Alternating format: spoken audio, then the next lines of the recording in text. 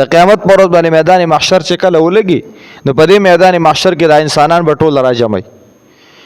بیا به داسې یو आवाज وشي د انسانان به په انتظار وي چې رب کله راځي حساب به کله شروع کیږي نو یو आवाज به وشي دا ټول انسانان به هغه आवाज طرف ته متوجه شي چې جوړ الله رب العزت را روان دي اوبه د اسمان دروازې کولاو شوي فرشته به راکوزي شي دا فرشته چې کله راشي نو دوی ته به حکم شوی چې تاسو به د انسانانو ګر چا پیره ودرېږئ دا به ودرېږي بیا به یو आवाज وشي د انسانان به بیا متوجه شي نو دا به د دویم اسمان فرشتو د دروازه کولاوه شوي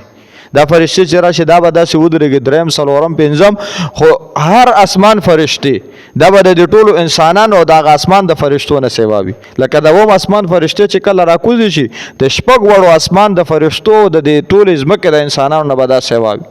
دونه مخلوق په هر اسمان کې دی نه پس به بیا الله جل جلاله د ورځې په شکل کې راشي کما یلیق بشانه څنګه چې د الله شان دی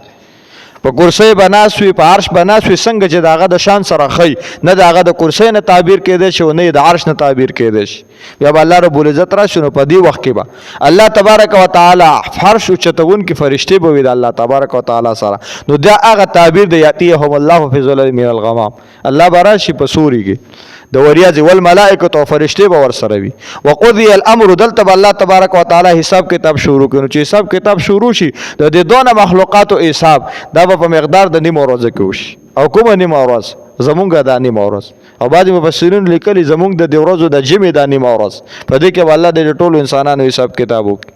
الله فرمایي و الی الله طرف ته ترجع الامور واپس کېدل د ټولو کارونو دي